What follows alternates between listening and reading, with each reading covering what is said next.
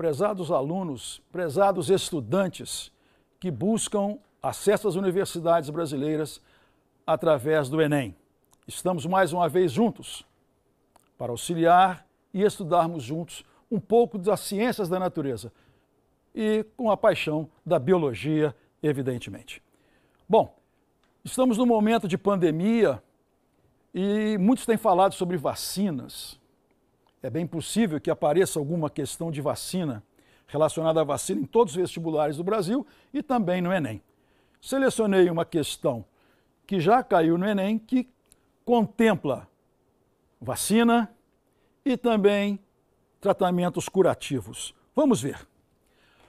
Esse é Enem 2010. A vacina, o soro e os antibióticos submetem os organismos a processos biológicos diferentes. Pessoas que viajam para regiões em que ocorrem altas incidências de febre amarela, de picadas de cobras peçonhentas e de leptospirose e querem evitar ou tratar problemas de saúde relacionados a essas ocorrências, devem seguir determinadas orientações. Ao procurar um posto de saúde, um viajante deveria ser orientado por um médico e tomar preventivamente, atenção, preventivamente ou como medida de tratamento. Antes, porém, de nós continuarmos, por favor, o slide base para essa questão, o próximo. Reparem, nós precisamos estar cientes que a febre amarela é causada por um vírus, é uma doença de fundo virótico. E a sua prevenção é feita por vacina.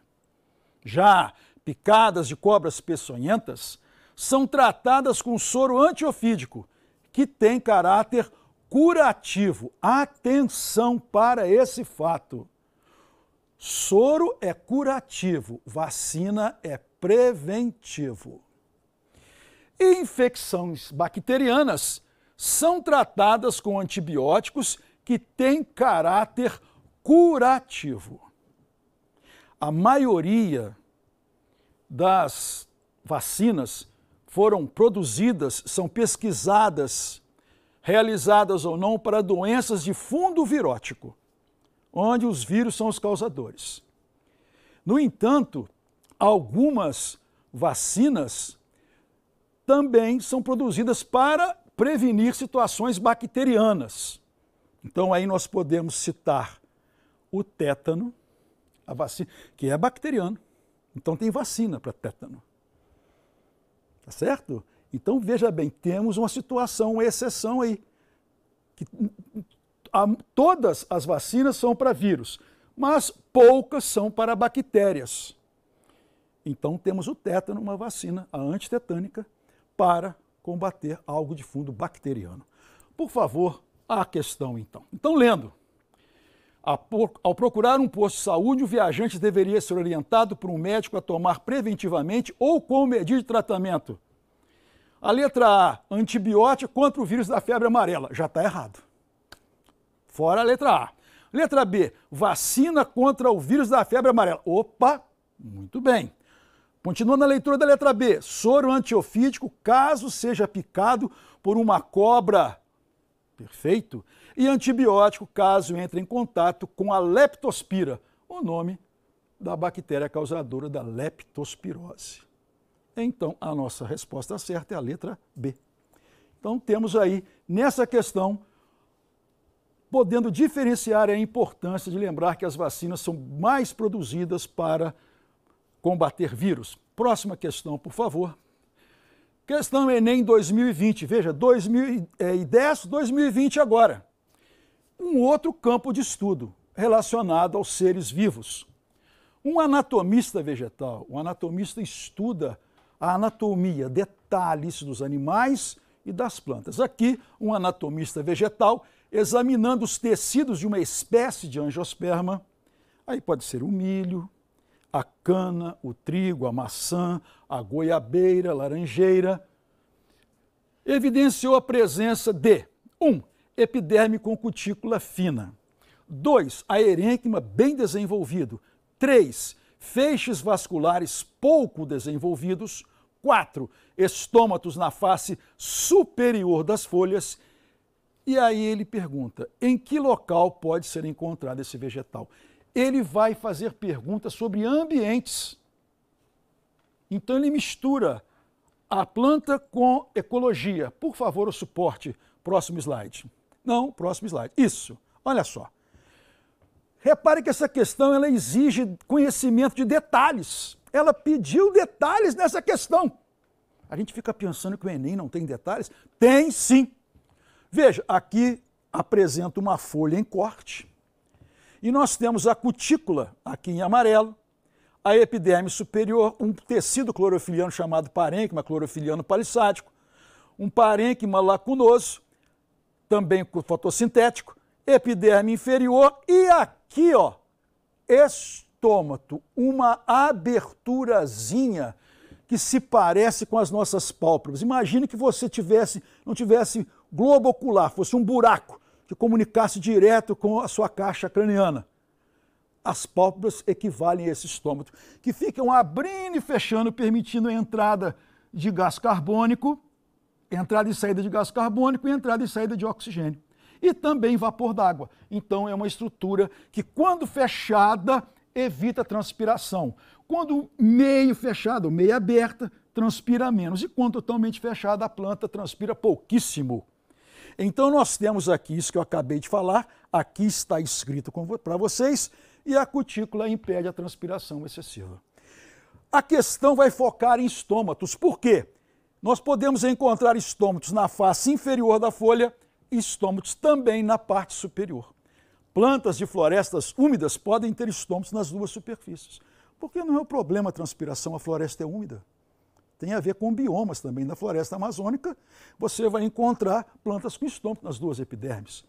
E em áreas mais secas, você tende a encontrar estômatos apenas na parte inferior, às vezes dentro de cavidades e fechando muito rápido para evitar a transpiração excessiva. Agora pense uma coisa, se essa planta for, por exemplo, uma Vitória régia, que tem a parte de baixo da folha encostada na água, os estômatos poderiam ser ali? Não. Teriam que ser na superfície o quê? Superior. Vamos fazer a questão? Vamos lá? Voltando, por favor. Em que local você pretende encontrar esse vegetal? Epiderme com cutícula fina, já transpira mais. Aerênquima bem desenvolvido, que é um tecido que guarda ar para ajudar a flutuar também. Feixes vasculares, que transportam a substância da planta, bem desenvolvidos. Estômatos na parte superior da folha. Aqui ele me deu a resposta. Essa planta estará onde? Em um ambiente aquático, onde há grande disponibilidade hídrica. Questão difícil, porque é de detalhes. Próxima questão, por favor. Questão 3. Veja, já estou em outro assunto do Enem. Eu selecionei os assuntos que mais têm caído nos últimos Enems. As que mais caem. Cai ecologia, cai alguma coisa de morfologia, cai a parte molecular, como falamos também a parte de vacina, e aqui essa questão é muito interessante. Ao percorrer o trajeto de uma cadeia alimentar, por favor, o próximo slide. Próximo. Isso. Temos aqui uma cadeia alimentar, exemplificado, ó, uma planta aquática, um caramujo, um peixe e a garça que se deliciou com o peixe. Uma plantinha, um inseto, o sapão que comeu o inseto e o gavião que vai devorar o sapo. Exemplos de cadeias alimentares. O trigo, o rato, o trigo que é um produtor, o trigo é uma planta, como a de cima, como essa outra aquática, que fazem fotossíntese, transformam a energia luminosa em energia química e produz matéria orgânica em moléculas de glicose. Isso é fotossíntese. Transformar a energia luminosa do sol ou de uma luz qualquer, que não seja verde e que não seja menor do que 20 velas antigas, transforma a energia luminosa em energia química e produz moléculas de glicose, que será o alimento de todos esses outros seres aqui, que são os heterótrofos. Aqui eu tenho uma cadeia alimentar aquática, aonde aqui eu tenho o fitoplâncton. Quem é o fitoplâncton? É a comunidade fotossintética das águas superiores. Comunidade fotossintética das águas superiores, flutuante. São microscópicos, que alimentam o zooplâncton, que tem larvas e micro-organismos heterótrofos, que alimentam alguns peixinhos menores, que alimentam peixes maiores e alimentam peixes maiores. É uma cadeia alimentar. Cai muito no Enem isso. Os alunos estão acostumados com plantinhas, mato, macieira, trigo, e se esquecem que o fitoplâncton corresponde a essas plantas, aos produtores. O fitoplâncton, a comunidade do fitoplâncton, é a maior parcela fotossintética do planeta. O fitoplâncton é quem absorve grande parte do excesso de CO2 que está na atmosfera e que, após a fotossíntese, devolve na forma de oxigênio para o planeta. O fitoplâncton é o pulmão do planeta água chamada Terra. Volte, por favor, a questão. Então, lendo, ao percorrer o trajeto de uma cadeia alimentar, o carbono, elemento essencial e majoritário da matéria orgânica que compõe os indivíduos, ora se encontra na sua forma inorgânica, CO2 no ambiente aéreo. Ora se encontra em sua forma orgânica. Como? Fazendo parte das células, porque houve um ser fotossintético que pegou o CO2 do ar e, através da fotossíntese, produziu uma molécula de glicose contendo átomos de carbono. Em uma cadeia alimentar composta por fitoplâncton, zooplâncton, moluscos, crustáceos e peixes, ocorre a transição desse elemento, carbono, se tornando matéria orgânica. Em qual grupo acontece essa transição?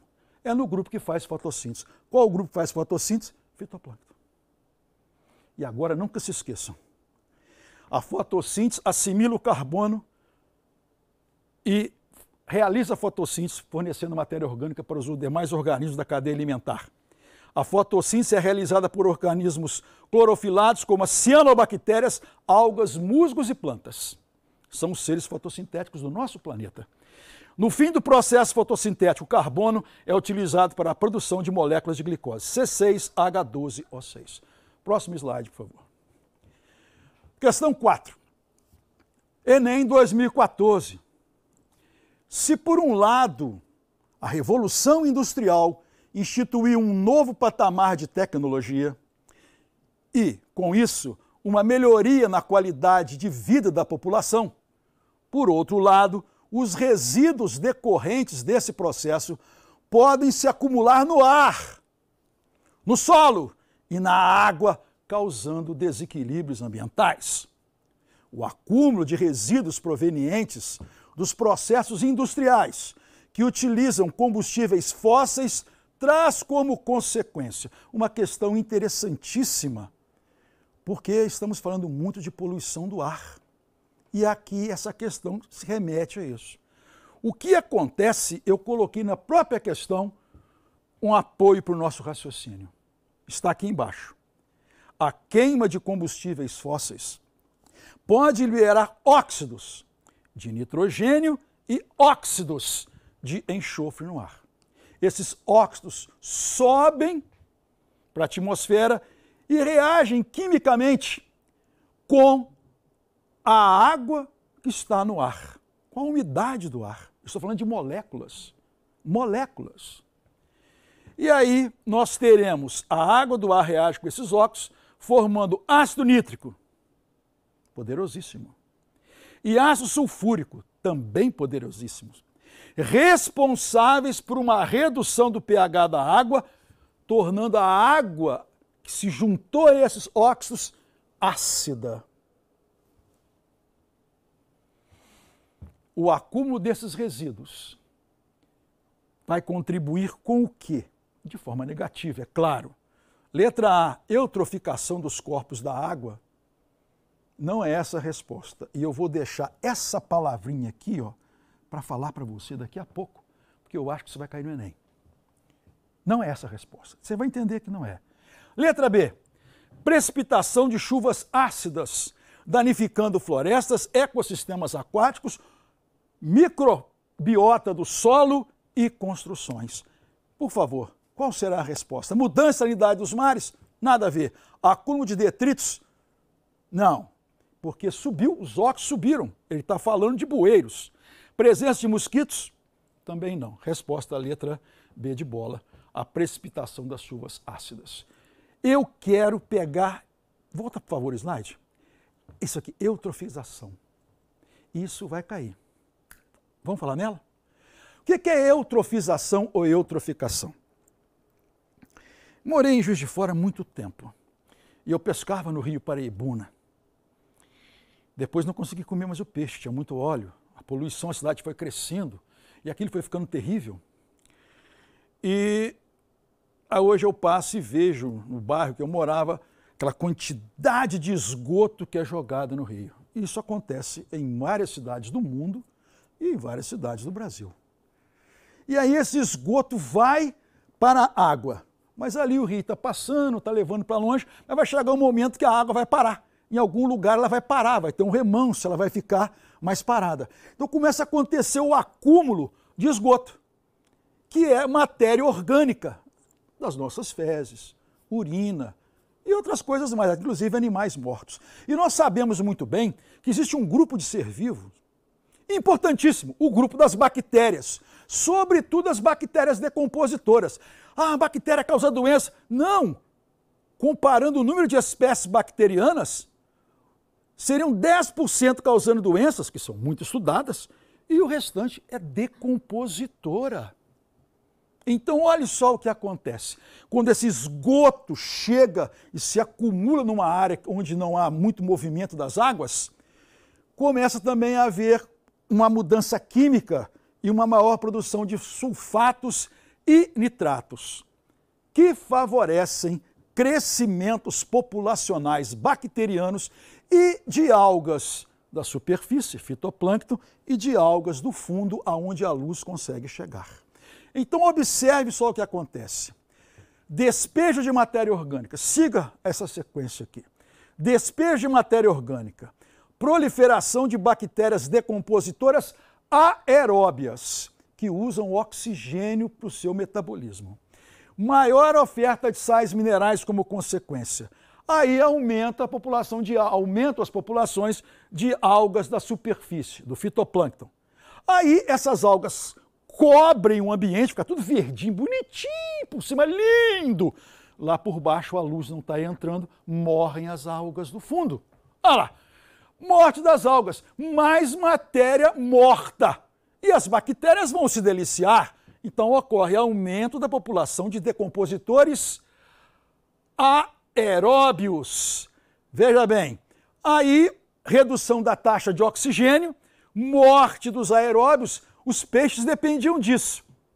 Começam a morrer. E aí depois as bactérias anaeróbias, aquelas que não precisam de oxigênio para realizar seu metabolismo, elas vivem sem oxigênio, elas vão produzir uma substância, que é o gás sulfídrico, que é perigosíssimo. E isso dissolvido na água mata ainda mais os demais seres vivos do ambiente. Interessantíssima essa parte da eutrofização. O Enem pode perguntar, exemplifique uma eutrofização ou eutroficação natural, sem que o homem tenha interferido tanto. O fenômeno da maré vermelha também tem sido encontrado mais próximo às grandes cidades com o despejo de substâncias orgânicas, mas também acontece em áreas onde o homem ainda não chegou. Então é um fenômeno natural. Maré vermelha. Próximo slide. Questão 5. Recentemente um estudo feito em campos de trigo, essa questão é linda! Recentemente um estudo feito em campos de trigo mostrou que níveis elevados de dióxido de carbono na atmosfera, vou passar para lá, porque isso aqui eu tenho que mostrar.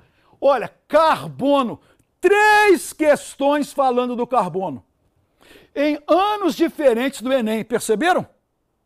Perceberam?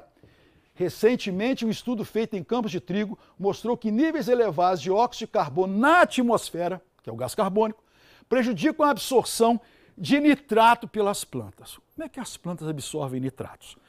Eu me lembro da minha professora do primário. Olha, as folhas fazem fotossíntese. As folhas fazem fotossíntese, as flores estão ligadas à reprodução da planta.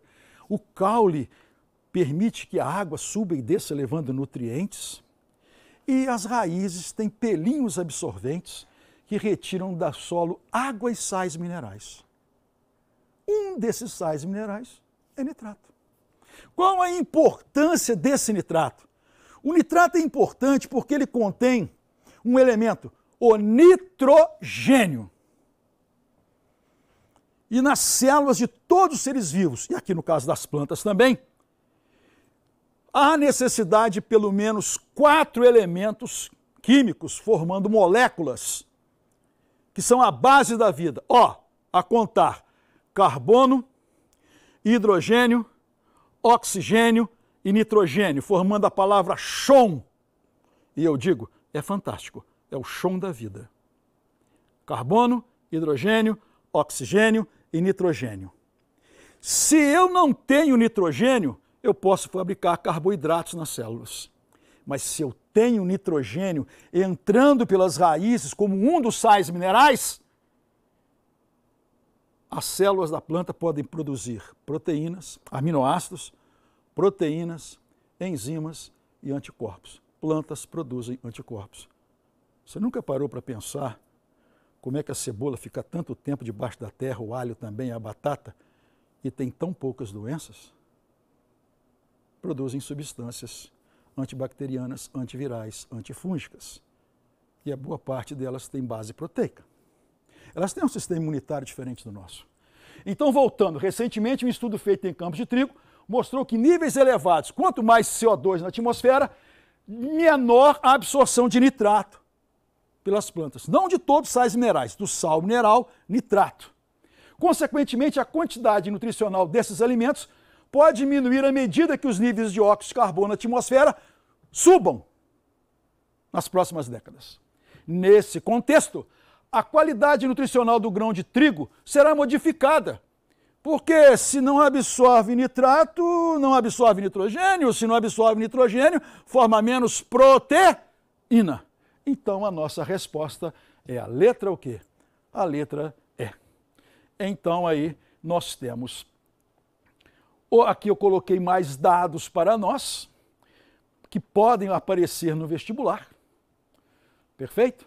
Próxima questão. Aqui, aliás, não é a questão, é apenas uma introdução que eu quero trabalhar aqui para a próxima questão. Eu fiz aqui um jogo, a questão que eu acabei de falar, um assunto que serve à questão seguinte. Repare, lá, todas as nossas células apresentam moléculas de DNA que têm as informações hereditárias. Isso serve para vírus também. Eles não fazem isso, mas o vírus da AIDS, por exemplo, entra detonando isso aqui.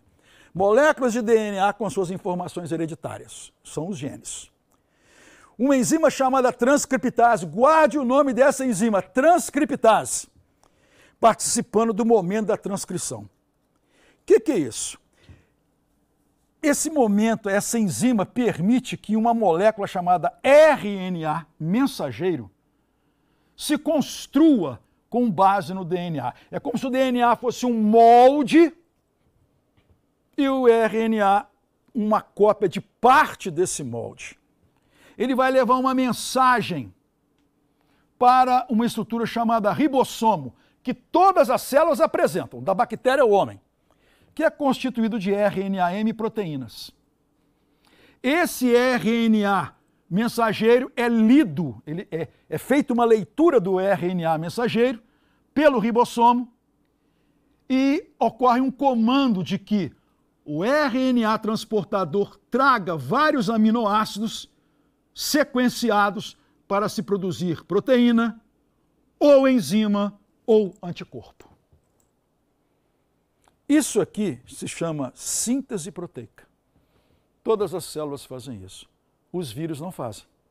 Bactérias fazem. Por que os vírus não fazem?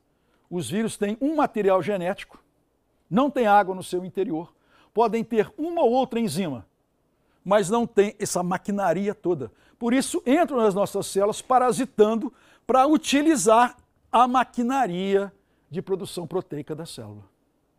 É isso que acontece. Vejam aí. Lembra o nome dessa enzima? Transcriptase. Vocês já ouviram falar de vírus da AIDS, não ouviram? Vamos falar nele um pouquinho? Próximo slide. 2019. Na família Retroviridae, hoje está na moda, carro antigo, retrô, né? Voltar no tempo. Na família Retroviridae encontram-se diversos vírus que infectam aves e mamíferos, sendo caracterizada pela produção de DNA a partir de uma molécula de RNA. Opa, preste atenção. Por favor, volte ao slide anterior. Uma molécula de DNA produzindo molécula de quê? De RNA mensageiro. O DNA foi a base. Pelo processo de transcrição, se fez a molécula de RNA mensageiro. Olha, se você colocar um M aqui na frente, fica mRNA. Gozado, eu tenho ouvido falar nisso nas vacinas de Covid. Próximo slide. Alguns retrovírus infectam exclusivamente humanos, não necessitando de outros hospedeiros, reservatórios ou vetores biológicos. As infecções ocasionadas por esses vírus têm causado mortes e grandes prejuízos ao desenvolvimento social e econômico. Nesse contexto, pesquisadores têm produzido medicamentos que contribuem para o tratamento dessas doenças. Que avanços tecnológicos têm contribuído para o tratamento dessas infecções virais? Eu vou direto na resposta.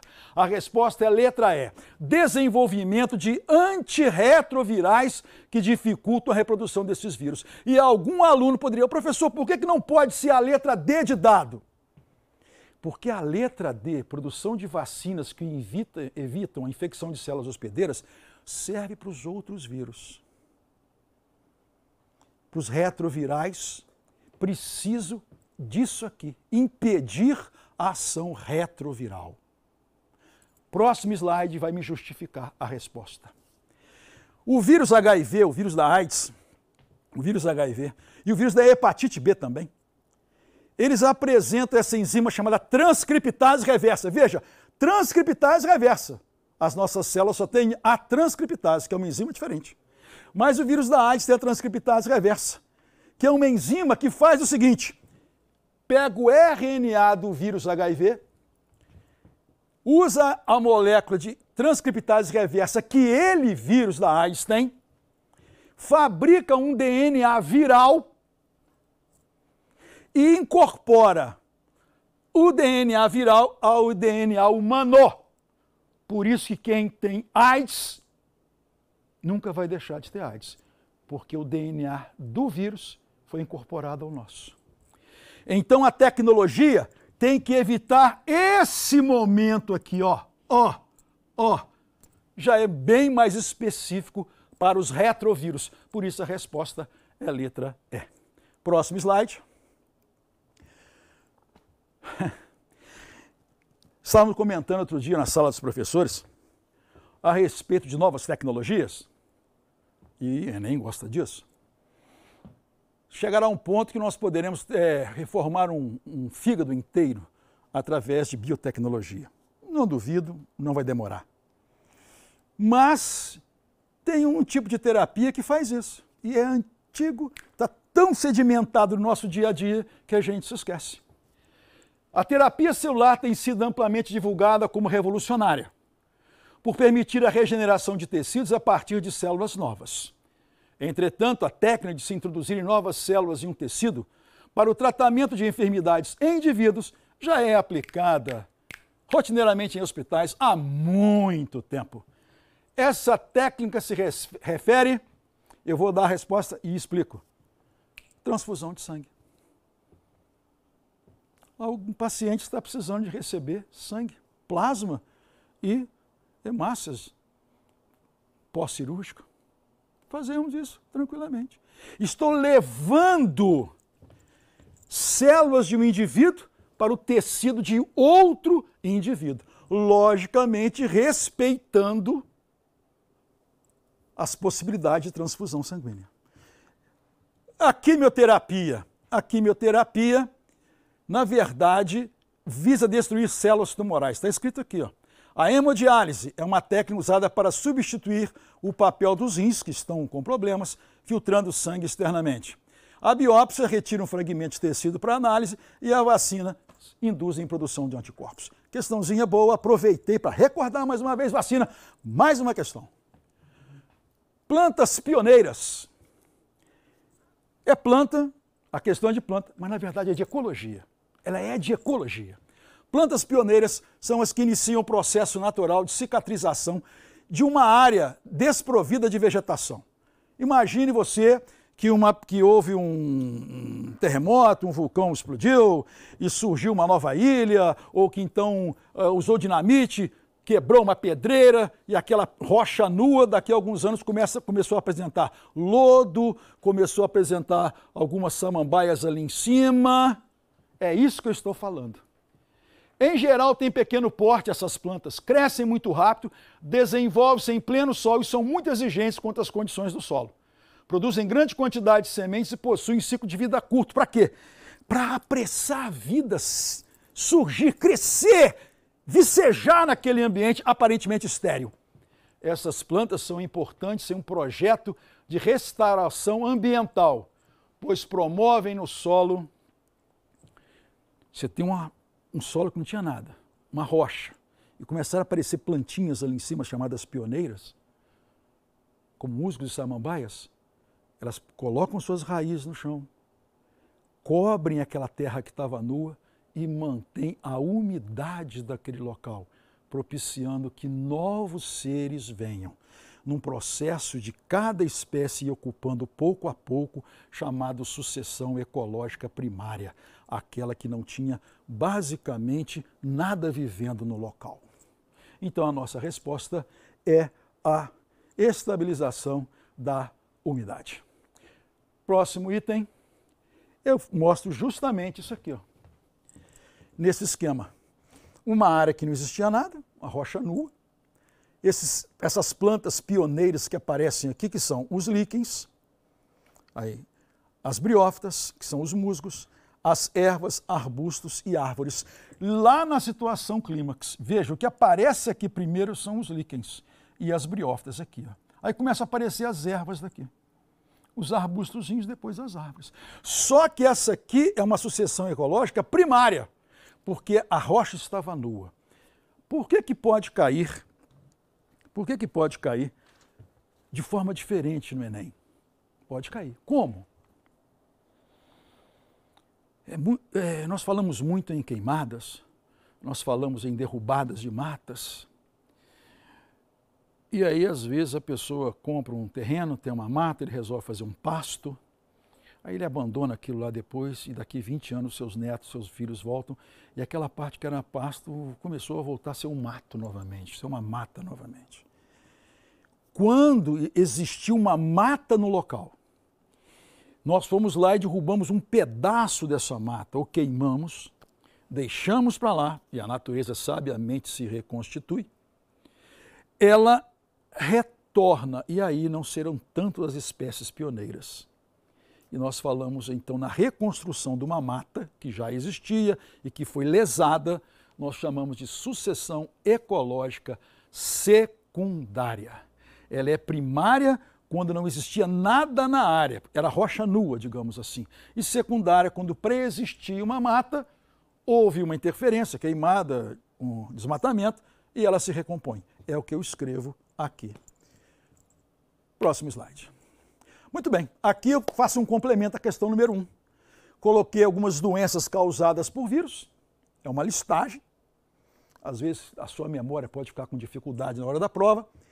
E doenças causadas por bactérias. Isso aí, para você apreciar. Próximo slide, por favor. Aqui, eu não acredito que ninguém vai te pedir para você saber isso aqui de cor. Não é verdade? Mas é um elemento de suporte para você notar o seguinte: o Brasil adota, como vários países do mundo, uma carteira temporal de vacinações, que começa a partir do nascimento e os meses e depois na fase adulta. Aqui tem uma listagem das principais vacinas que são utilizadas no Brasil. Eu acredito que isso possa aparecer na forma de um enunciado de uma questão. e te pedir a diferença de uma vacina para um soro, né? Lembra do soro antiofídico, da minha primeira questão? Estão lembrados disso? Próximo slide. E aqui eu tenho um calendário de vacinação do adulto. Fica como elemento para você dar uma lida, não se surpreender. Na verdade, aqui eu tenho, por exemplo, a vacina tríplice é contra difteria, tétano e coqueluche. Veja, tétano aqui está envolvendo bactéria, né? Como eu disse, a maioria é vacina de fundo virótico, mas existem poucas vacinas para combater bactérias. As bactérias são combatidas com antibióticos, mas nesse caso aqui do tétano também com vacina. O próximo slide, por favor. Aqui, como nós vimos lá, os estômatos podem estar, naquele exercício que nós fizemos, o estômato não podia estar na parte de baixo da folha porque estava em contato com a água. Então eu falei, e se vier novamente envolvendo ecossistemas, envolvendo biomas, eu selecionei esse ecossistema aí de restingas, onde nós temos areia, plantas que suportam um sol tremendo e que tem que economizar água. E aqui eu digo que essa planta precisa ter um parênquima que armazena água bem desenvolvido, resistência à salinidade. Toda planta que tem resistência à salinidade é uma planta halófita, com H, halófita. Exemplo de uma planta halófita, enorme, coqueiro. Epiderme com cutícula espessa, para quê? Para evitar a transpiração excessiva. Estômatos de fechamento rápido e na superfície inferior das folhas. Tecidos condutores, xilema e flema bem desenvolvidos, ou seja, para transportar água com eficiência, água, sais minerais e matéria orgânica. E a erênquima pouco desenvolvido, que é um tecido que tem ar, isso é, ou até ausente, porque na verdade a questão dela aí não é flutuação, não é verdade? Então, outro slide. Aqui eu tenho também um assunto que volta e meia aparece, não como resposta principal, mas adornando letra A, B, vamos supor que a resposta seja C. Aparece na letra B, na letra E, na letra D, fica adornando. São essas raízes suporte dos manguezais, que é um outro ecossistema. O Brasil tem uma costa atlântica muito grande, com muitos manguezais, é interessante. Aí mistura um pouquinho de biogeografia com biologia. E os pneumatófilos, que são raízes que vêm debaixo do solo e que apresentam buraquinhos especiais para pegar ar, porque o solo é pobre em oxigênio e essas raízes retiram do ar o oxigênio que precisa. Quebrando aquela ideia que as raízes só vão buscar sais minerais, nós temos aqui uma raiz, uma parte delas busca sais minerais e a outra parte busca oxigênio. E aqui é o meu término com alguns itens que eu quero ressaltar. Todas as células apresentam RNA e DNA. Todas as células apresentam DNA e RNA. Todas. E todas as células apresentam ribossomos.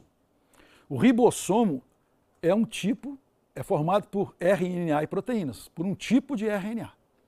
São 3 RNAs que acontecem nas células. O RNA transportador, o RNA ribossômico e o RNA mensageiro. Todas as células apresentam RNA mensageiro, conforme eu acabei de falar, RNA transportador e RNA ribossômico. Aqui eu vou falar um pouquinho do vírus do Covid. Está vendo aqui, ó, RNA mensageiro?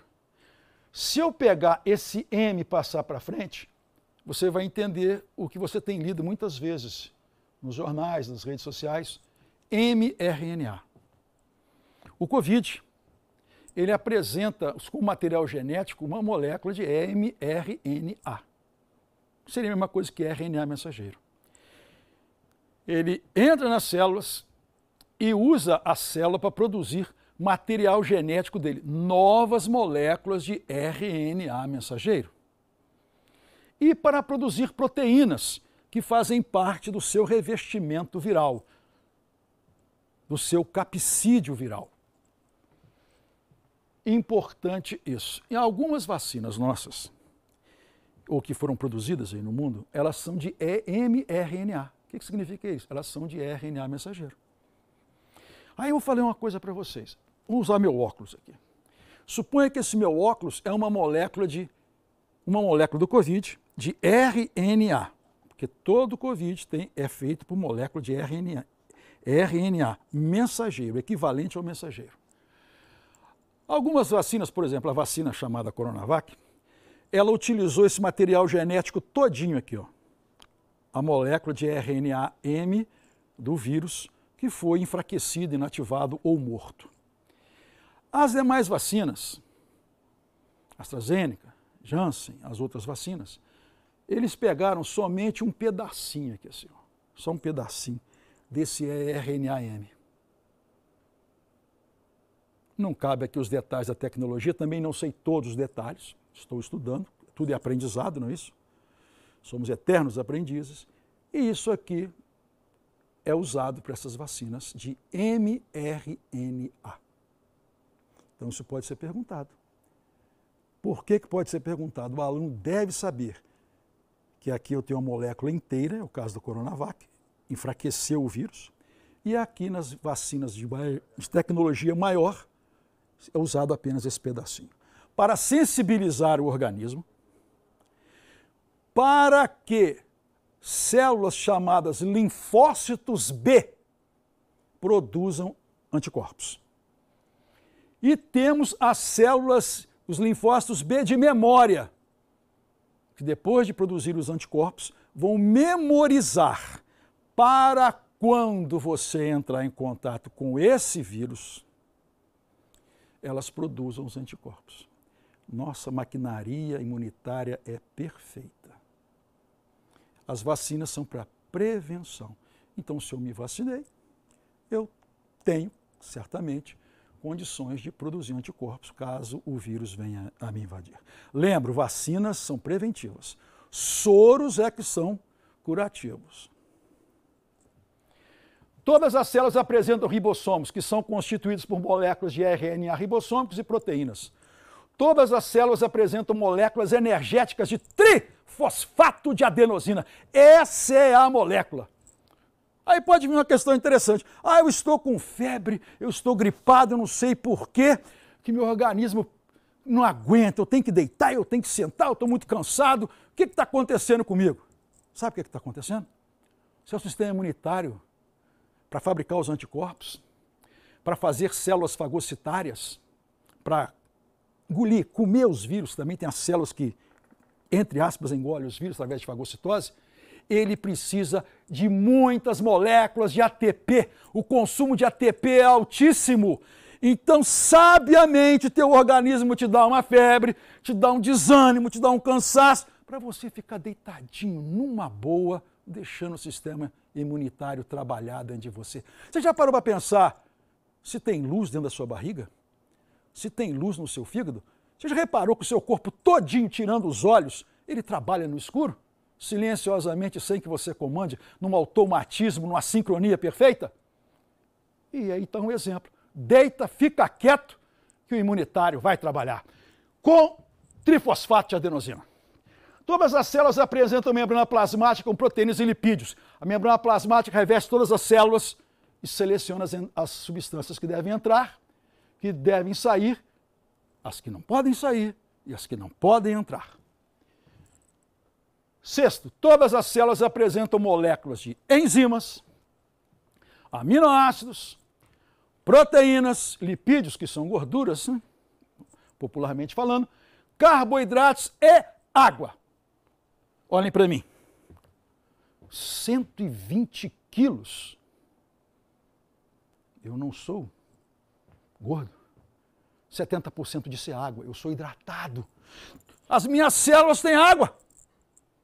E eu preciso dessa água para o conjunto de reações químicas pré-estabelecido pelo DNA, organizado por DNA, ribossomos, RNA mensageiro, RNA transportador. Todas as enzimas das células, eu possa fazer o meu metabolismo. E hoje você vai chegar em casa, depois de estudar um pouco, vai deitar, vai fechar os olhos e no escuro, suas células, seus tecidos, seus órgãos, seus sistemas vão trabalhar sem que você perceba. E as células estarão fazendo várias reações químicas, sobretudo retirando as toxinas das células. Uma das toxinas é a ureia, que será jogada no sangue, os rins irão filtrar e a sua primeira urina do dia será um pouco mais amarela, um cheiro um pouco mais forte, porque houve limpeza. Para que você recomece um novo dia estudando para o Enem. Eu desejo a todos vocês felicidades, sucesso. Pena que o tempo é muito pouco, mas tenho certeza de uma coisa: o seu corpo é maravilhoso. Tome os cuidados necessários que você precisa nessa pandemia. Seja sábio, prudente, mas sobretudo confie no teu corpo. Confia no teu corpo. É lógico que existem pessoas que estão em situações de mais idade, com saúde já debilitada, os cuidados têm que ser redobrados e sempre com acompanhamento médico. Que Deus abençoe a todos vocês. Muito obrigado pela atenção. Fiquem em paz.